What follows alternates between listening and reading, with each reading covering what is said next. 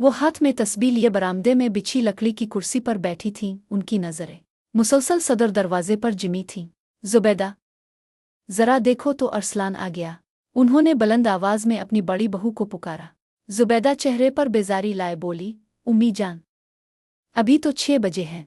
आपका लाडला आएगा तो खुद ही पता चल जाएगा। वैसे भी आज वो अपनी इस अजूबा बीवी को साथ ला रहा है। मुझे तो सोच कर ही उबकाइयाँ आ रही हैं। ज़ैनब बीबी ने ठंडी आह भरी।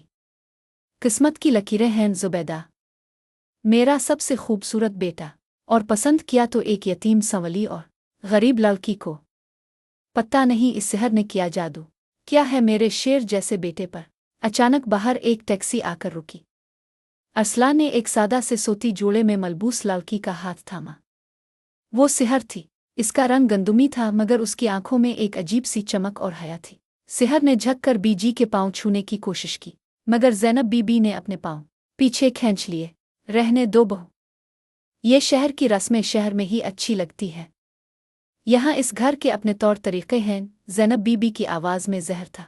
रात के खाने पर बड़ी बहू जुबैदा ने तंजिया हंसी के साथ कहा, सिहर, सुना है तुम्हारे अब्बा ने ज़मीन तुम्हारे जहेज के डर से बेच दी थी। सिहर ने धीमी आवाज़ में जवाब दिया, जी नहीं, वो ज़मीन मेरे भाई की तालीम के लिए बेची गई थी। जुबैदा ज़ोर से हंसी, तालीम से रंग गोरा नहीं होता। तुम तो इस घर की दीवारों पर कालक जैसी लग रही हो। जुबैदा, बस करो, अरसलान धाड़ा। सिहर मेरी बीवी है। अगर किसी ने दोबारा इसके रंग और गुर्बत का मजाक उड़ाया तो मैं अपना रिश्ता भूल जाऊंगा। ज़ैनब बीबी ने चम्मच मेज़ पर पटक दिया। अरसलान, 1-2 टके की लालकी के लिए तुम अपनी भाभियों की तौहीन कर रहे हो। याद रखना, ये लालकी इस घर में सिर्फ एक बोझ है। दूसरे दिन सुबह सिहर जल्द जागी, नमाज पढ़ी और किचन में चली गई। इसने सोचा कि खिदमत से ही सबके दिल जीते जा सकते हैं। इसने मेहनत से नाश्ता तैयार किया मगर बीजी ने नवाला तोड़कर प्लेट में वापस फेंक दिया। तौबा, इतना तेल! क्या तुम हमें बीमार करके इस हवेली पर कब्जा करना चाहती हो? शाम को घर में दावत थी। बीजी ने अपनी सहेलियों के सामने सिहर का तारुफ करवाते हुए कहा, ये बहू नहीं है, दरअसल ये एक दौर के गरीब रिश्तेदार की बेटी है। अरसलान को तरस आ गया तो ले आया। सिहर के पांव तले से जमीन निकल गई। वो अरसलान की बीवी नहीं बल्कि एक सदका बना दी गई थी। वक्त गुजरता गया, सिहर उम्मीद से थी। एक दोपहर जुबैदा ने साजिश के तहत सिलियों पर तेल गिरा दिया। सिहर का पांव फिसला और वो तड़पने लगी। अरसलान इसे फौरन अस्पताल ले गया।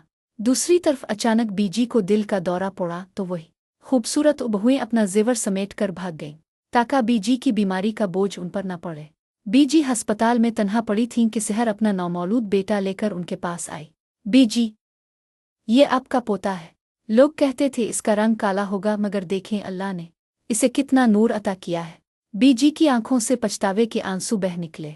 सिहर, मैंने रंगत की सफेदी के पीछे अपने दिल को काला कर लिया था।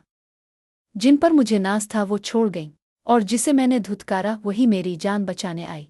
आज हवेली में सिहर की हुकूमत है। अब बीजी फखर से कहती हैं, ये मेरी सिहर है, मेरे घर का असल उजाला। सच है, अखलाक की खुशबू कभी पुरानी नहीं होती और मोहब्बत का रंग कभी फीका नहीं पड़ता।